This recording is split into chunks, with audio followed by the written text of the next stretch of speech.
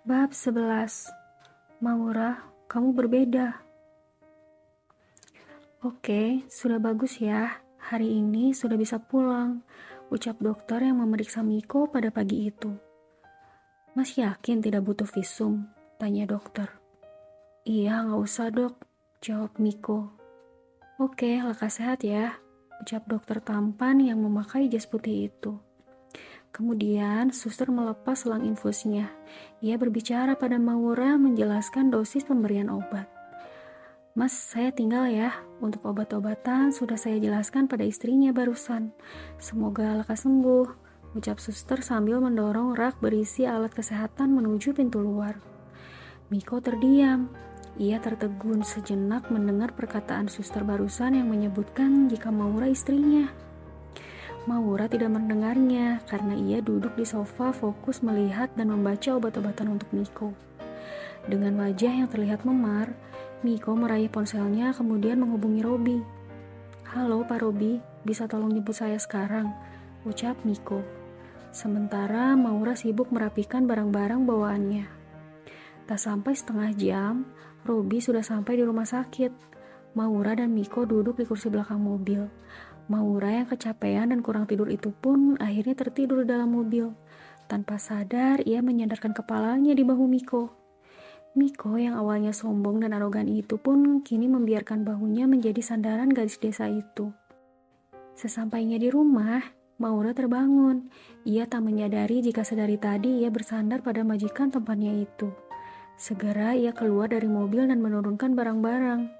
Mas Miko, saya permisi untuk langsung pulang kembali ke proyek, ucap Robi dengan tergesa-gesa. Oh iya Pak, segera pecat Desi, saya sudah tidak ingin melihatnya lagi, ucap Miko dengan nada marah. Baik mas, jawab Robi kemudian masuk kembali ke dalam mobil. Hari ini ia meminjam mobil Miko dan akan mengembalikannya sepulang dari proyek. Rak, kamu istirahat aja, gak usah ngapa-ngapain, ucap Miko pada Maura. Ah, gak apa-apa kok mas, cucian baju sudah menumpuk, jawab Maura sambil menunjuk tas berisi cucian dari rumah sakit.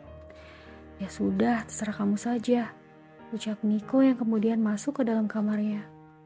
Hari itu Maura bekerja seperti biasa. Ia mencuci baju, menyapu, mengepel, dan lain-lain. Rak, tolong ambilkan makanan di depan, teriak Miko dari balik pintu kamarnya. Selama di Jogja, mereka selalu memesan makanan via online. Selain simple, juga dikarenakan waktu tinggal mereka yang sangat singkat. Sehingga Miko tidak ingin menyimpan bahan makanan sisa di dalam lemari pendinginnya. Maura menjinjing tas berisikan makanan dan es krim. Suapin, ucap Miko manja. Maura heran dengan perubahan sikap Miko. Tetapi ia berpikir mungkin Miko sedang sakit, sehingga ia menjadi manja. Di ruangan TV, Maura menyuapi Miko krim sup ayam dengan perlahan. Sementara Miko fokus menonton serial Netflix di layar TV-nya. Tampak wajahnya yang tampan kini berubah memar bengkak menyeramkan. Tiba-tiba saja Maura tertawa. Ngapain kamu tertawa? Tanya Miko keheranan. Hehe, enggak apa-apa kok mas, jawab Maura sambil tersenyum lebar. Kamu ngetawain saya ya? Enggak kok, jawab Maura menutup mulutnya dengan kedua tangannya. Ih, dasar ya.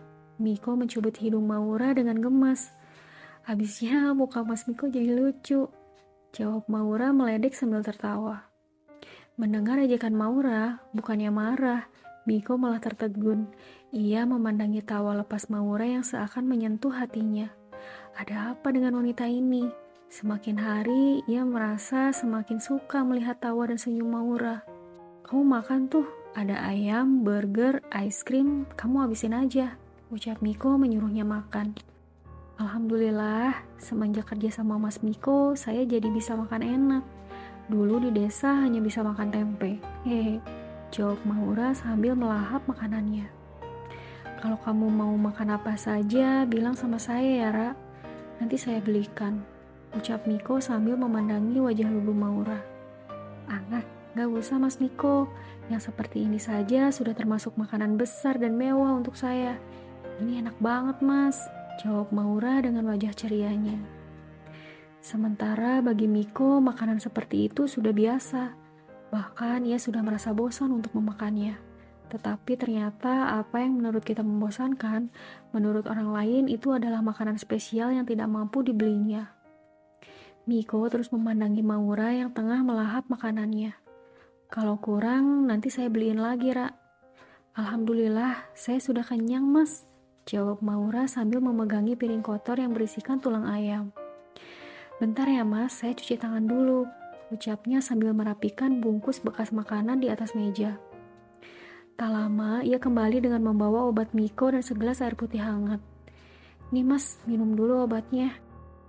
Ia memberikan obat yang ada di tangannya ke tangan Miko disusul dengan segelas air putih hangat. Hari itu mereka hanya menghabiskan waktu berdua di rumah, menonton serial drama Netflix. Sesekali Maura menutup matanya jika ada adegan berciuman. Ha, ngapain kamu nutup mata? Emangnya kamu gak pernah ciuman apa? Ucap Miko meledeknya. Sumpah mas, saya belum pernah. Kan saya sudah bilang, jangankan berciuman, pacaran pun saya belum pernah. Jawab Maura dengan polosnya. Seriusan Ra? Tanya Miko meyakinkannya. Sumpah mas, jawab Maura tegas. Miko seolah tak percaya jika di zaman modern seperti ini ternyata masih ada wanita berumur 23 tahun yang masih perawan dan belum terjamah sedikit pun. Sedangkan ia beberapa kali tidur dengan wanita yang sudah tidak perawan. Bahkan Cecilia pun cinta pertamanya sudah tidak perawan. Beruntung sekali yang nanti menjadi suamimu, Ra, jawab Miko tersenyum. Maura tersenyum. Ia memang tidak ingin pacaran. Ia ingin menyerahkan semua bagian tubuhnya hanya untuk suaminya nanti.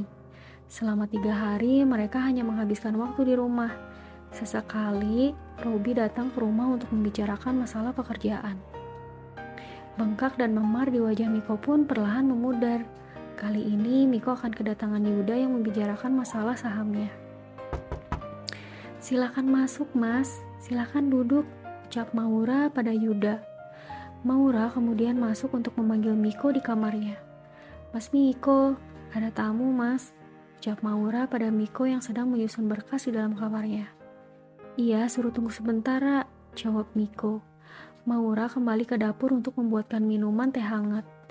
Silakan diminum mas, ucap Maura pada Yuda dengan wajah tersenyum. Terima kasih, jawab Yuda membalas senyuman Maura. Maura kembali menonton TV. Terdengar perbincangan Yuda dan Miko samar-samar. Itu istrimu, Mik? Tanya Yuda. Bukan, itu ART saya, jawab Miko tertawa. Loh, saya kira istri kamu. ART tapi kok cantik ya? Cocok nih kayaknya kalau jadi istri saya. Soalnya saya suka sama cewek yang cantiknya natural kayak gitu, ucap Yuda sambil tertawa. Mendengar bercandaan Yuda, Miko bukannya ikut tertawa, tapi hatinya malah merasa kesal. Ah, apaan sih kamu? Dia ART saya. Kalau kamu nikahin, nanti saya gak punya ART dong, jawab Miko dengan wajah kesal. Ya kan banyak, tinggal ngambil di yayasan. Tapi gak ada yang seperti dia. Seketika Miko tersadar dengan apa yang baru saja ia katakan. Benar juga, tidak mungkin ada yang seperti Maura lagi. Udah, malah ngomongin pembantu saya sih, ucap Miko. Jangan-jangan cemburu nih, jawab Yuda sambil tertawa.